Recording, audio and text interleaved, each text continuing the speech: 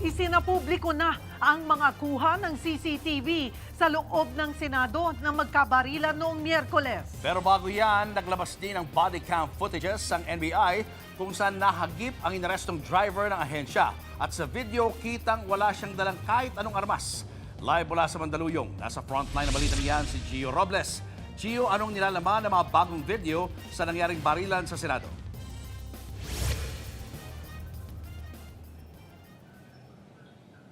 Julio Cheryl, sinigundahan na nga ni Interior Secretary John Vic Remulla ang naunang pahayag ng Malacanang na walang nangyaring pag-atake sa Senado nitong nakaraang Miyerkules. Kabilang daw yan sa mga iniimbestigahan, lalo na itong volunteer driver ng NBI na ikinulong matapos ang putukan. Balak ngayon ng kanyang kampo na magkontrademanda dahil ikinulong siya kahit na walang sapat na ebidensya.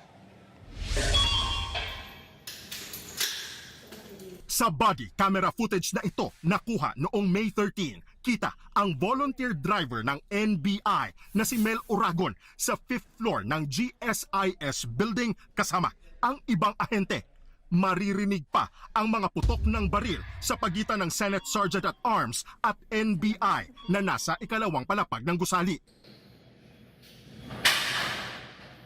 Kapansin-pansin din na radyo at itim na jacket lang ang bit-bit ng volunteer driver taliwas sa paratang na may dala siyang baril. Pansamantala nang nakalaya ang volunteer driver kahapon matapos makapagpiyansa. Muling iginiit ng 44 anyos na si Oragon na hindi siya nakipagpalitan ng putok sa usaa.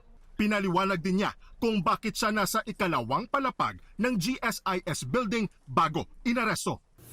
Bali, nakabalik na kami ng office noon. Bigla akong tinawag at sinabihan na ako na may naiwang bag, isa sa kasama natin at kailangan na makuha dahil may mga gamot na laman. Kailangan ng may-ari.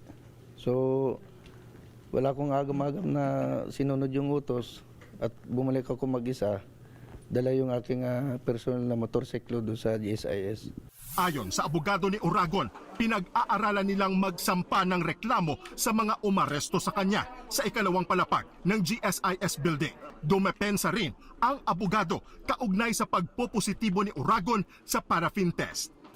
Inconclusive daw yan dahil posibleng kaya lang siya nagpositibo dahil malapit siya sa pinangyarihan ng barilan. Kinwestiyon din ng kampo ni Oragon ang reklamong direct assault na isinampa laban sa kanya. Anila, wala itong basihan. Civil yung kanyang pakipag-usap sa umaresto sa kanya nung time na yun. So, kaya gusto rin namin maimbestigahan ulit ito para malaman talaga kung ano yung basis ng prosecution para i-push yung kaso na to. Hindi tuluyang isinasara ng NBI ang posibilidad na balak gamiting escape route ang GSIS building para kay Senator Bato de la Rosa. Bagamat walang diretsahang kumpirmasyon, inihalintulad ni NBI Director Melvin Matibag ang Senado sa isang lugar na may maraming posibleng lagusan. Anya, 8 entry points ang maaaring gamitin mula sa Senado patungo sa kadugtong nitong GSIS building bukod pa sa pangunahing gate ng complex. Pero ayaw munang pangunahan ni Matibag ang investigasyon at sinabing hayaan na lang muna sa mga investigador ang pagtukoy kung may naging plano nga bang ilabas si De La Rosa sa pamamagitan ng pagdaan sa GSIS building. Nauna nang may lumabas na ulat na may naganap o manong rehearsal para sa posibleng pagtakas ng anilay puganteng senador. I cannot confirm na gagawin nila yon, but the Senate is a good escape route for that purpose, no? Kasi yung GSIS, Senate to GSIS is a good entry point. That's possibility, but am I saying that they're gonna do it? It is a possibility. Factual yan. If you look at the layout of the building, pwede talaga. Samantala, kinumpirma ng NBI na may lead na sila sa posibleng kinaroroonan ni De La Rosa. Pero nang tanungin Kung sa Pilipinas pa ba ang senador, tumangging magbigay ng dagdag na detalye si Matibag. Mas mabuti raw na tanungin pa rin si Senator Robin Padilla na huling nakasama ni De La Rosa bago at pagkatapos umalis ng Senado. Well, that's the job of the law enforcement, and NBI being the law enforcement, talagang may monitoring kami at hahanapin natin. It is there is a valid warrant of arrest. He is now considered fugitive from justice. Bumuelta rin si Matibag sa apela ni Senate President Alan Peter Cayetano sa Ombudsman na suspindihin siya matapos patawan ng 6 na buwang suspensyon na walang sweldo si Senate Sergeant at Arms Mau Aplaska. Ayon kay Matibag, bakit hindi muna suspendihin si Cayetano? I think si Senator Alan Peter Cayetano at the end of the day, actually most of the time of the day, he will pray. So, sabi nga, ano ba yung kanta niya, God is watching us eh.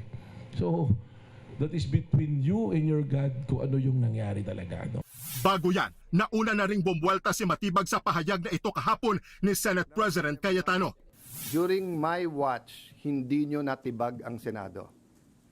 Now, kung if I remain or kung papalitan ako, sana hindi matibag ang Senado.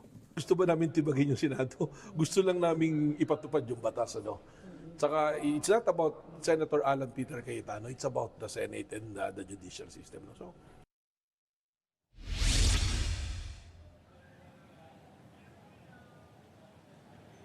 Dinepensahan ng Malacanang ang NBI na ginagawa lang umano nito ang kanilang mandato dito sa tangkang pag-aresto kay Senator Bato de la Rosa. Ayon kay Palace Press Officer Claire Castro, hindi layunin ng nangyaring putukan na tibagin ang Senado. Balik sa iyo, Julio Sharil.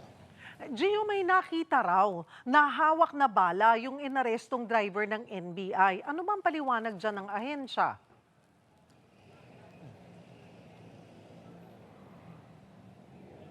Nanindigan ang NBI, Cheryl, na walang dalang baril o anumang kagamitan aside dito sa kanyang jacket at radyo. Ito nga volunteer driver na si Mel Oragon. Yung bala na nakita doon sa kanya ay ito yung laman ng bag na kanyang binalikan doon sa ikalawang palapag ng GSIS building. Ano ba yung iba pang laman ng bag na ito kung bakit binalikan niya ito? May mga laman daw kasing itong gamot. Yun nga, may mga bala ng baril na dala nitong NBI agent na orihinal na nagmamay-ari nitong bag na ito. Cheryl. So Gio, nagbabagandang loob lang itong si Mel Aragon na bumalik ng GSIS building para kunin ang bag. Yung nga, binabanggit mo, may lamang gamot. Meron ba nag-utos sa kanya na bumalik? At sino ito? At kung maglalabas ba siya ng kanyang sariling testimonya?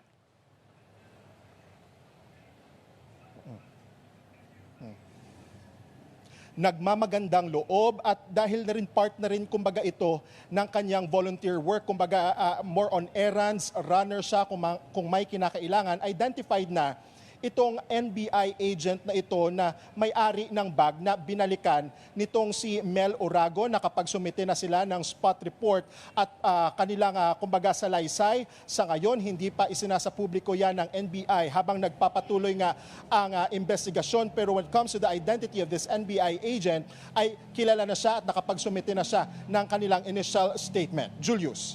Maraming salamat, Gio Robles. Mga kapatid, Julius Babaw po. Para sa komprehensibo at makabuluhang balitaan at talakayan, mag-follow at mag-subscribe na sa social media pages ng News 5.